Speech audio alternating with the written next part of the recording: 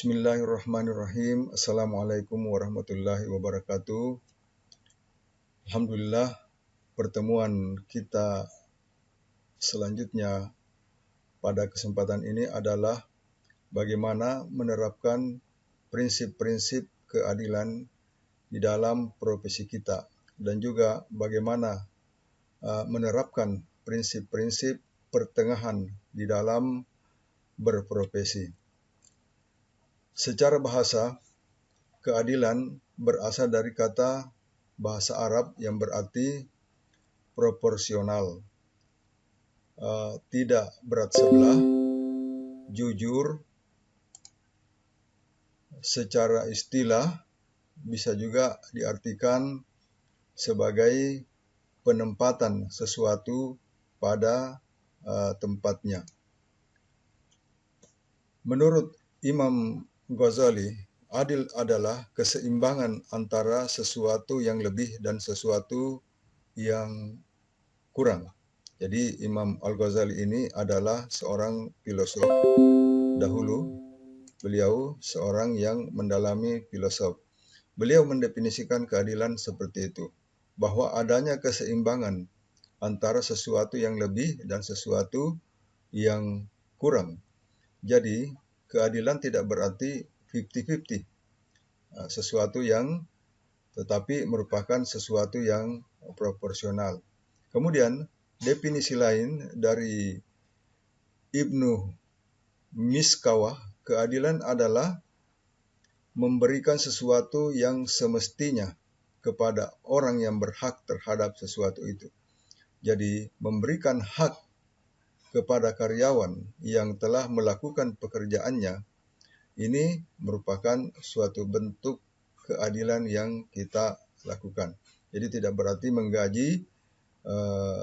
menggaji karyawan itu secara merata, tidak. Tetapi menggaji karyawan sesuai dengan porsinya yang dia telah kerjakan merupakan haknya untuk mendapatkan imbalan dari pekerjaannya yang telah dia lakukan.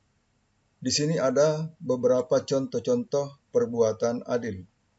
Yang pertama adalah bertindak bijaksana dalam memutuskan perkara orang yang berselisih. Jadi bijaksana artinya memberikan sesuatu atau memutuskan sesuatu sesuai dengan porsinya.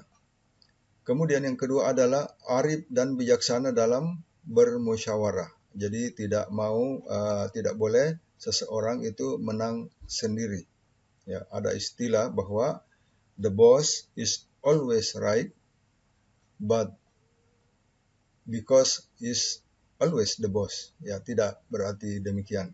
Harus ada sikap kebijaksanaan. Kemudian yang ketiga adalah tidak mengurangi timbangan dan takaran. Jadi penerapan gramasi suatu produk yang diproduksi misalnya oleh seorang usahawan teknologi pertanian, ini adalah suatu bentuk keadilan. Kemudian bekerja secara optimal dan proporsional apabila dia seorang karyawan. Belajar secara maksimal apabila dia seorang mahasiswa dan bersungguh-sungguh, himmah aliyah, semangat yang tinggi di dalam belajar, ini suatu bentuk keadilan terhadap dirinya, ya, diri seorang mahasiswa itu. Kemudian membantu fakir miskin, ya, membantu orang-orang yang tidak mampu. Misalnya seorang profesional mengeluarkan zakatnya, memberikan infak, sedekah, sumbangan kepada orang-orang yang lemah. Ini suatu bentuk keadilan. Perlu diketahui juga bahwa sumbangan atau infak seseorang kepada orang-orang lemah ini merupakan pintu-pintu rezeki bagi seorang profesional untuk lebih berkembang karirnya, dan bukan hanya di dunia dan juga termasuk di akhirat. Kemudian berikutnya adalah tolong menolong dan bekerja sama dalam kebaikan. Ya, ada suatu istilah bahwa teamwork is the key to increase productivity. Ini suatu imbalan, suatu dampak daripada kerjasama. Bekerja sama di dalam suatu tim ini merupakan suatu keharusan untuk melejitkan produktivitas misalnya suatu perusahaan.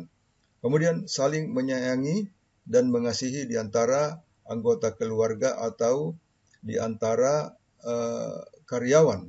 Ini suatu bentuk keadilan terhadap diri dari orang itu. Coba kita lihat apa manfaat daripada adanya adab atau adanya prinsip-prinsip keadilan di dalam berprofesi. Yang pertama, keadilan akan membawa ketenteraman atau ketenangan di dalam perusahaan itu, membawa suatu kedamaian di antara sesama karyawan. Ya, tidak ada pertengkaran, tidak ada keributan.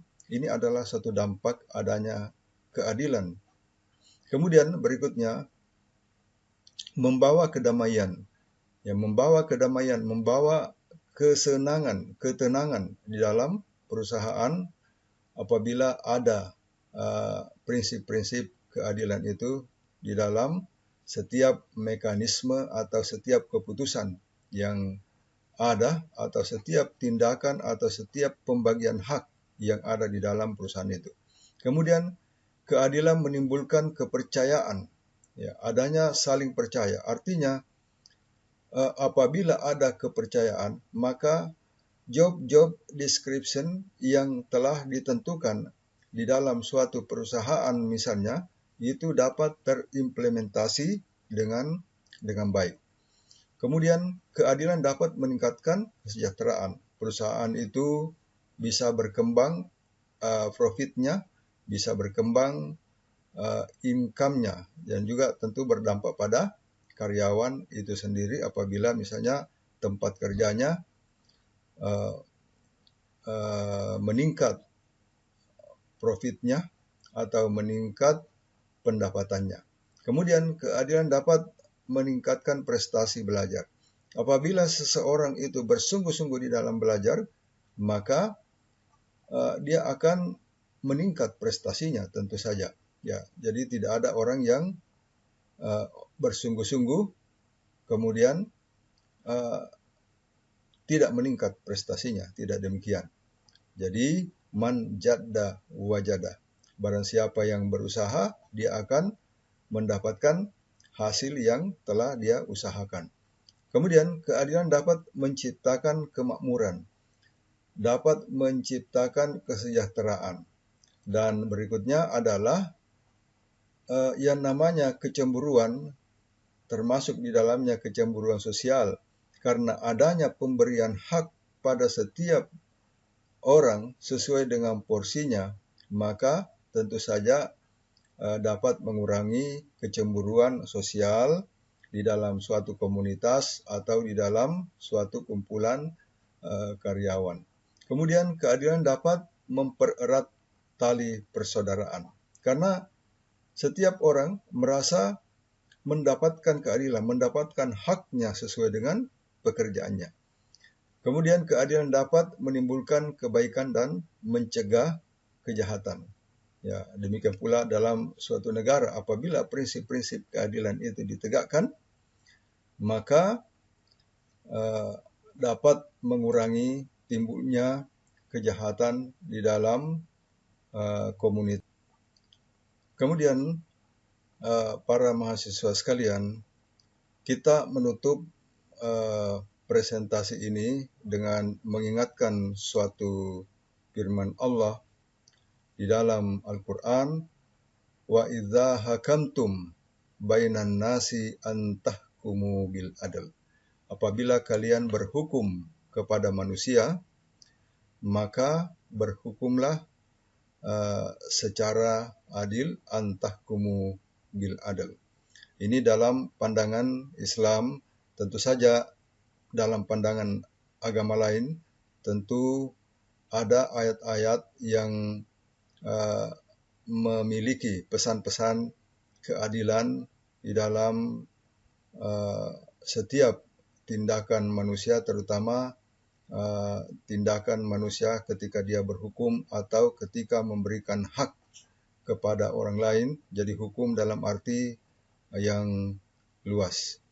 Jadi berbuat adil bagi seorang muslim, seorang profesional muslim, perlu kita ketahui bahwa itu adalah suatu perintah Allah. Dan juga tetap sejalan dengan perintah yang telah digariskan, aturan-aturan yang telah digariskan di dalam undang-undang negara kita yang tercinta, negara Republik Indonesia.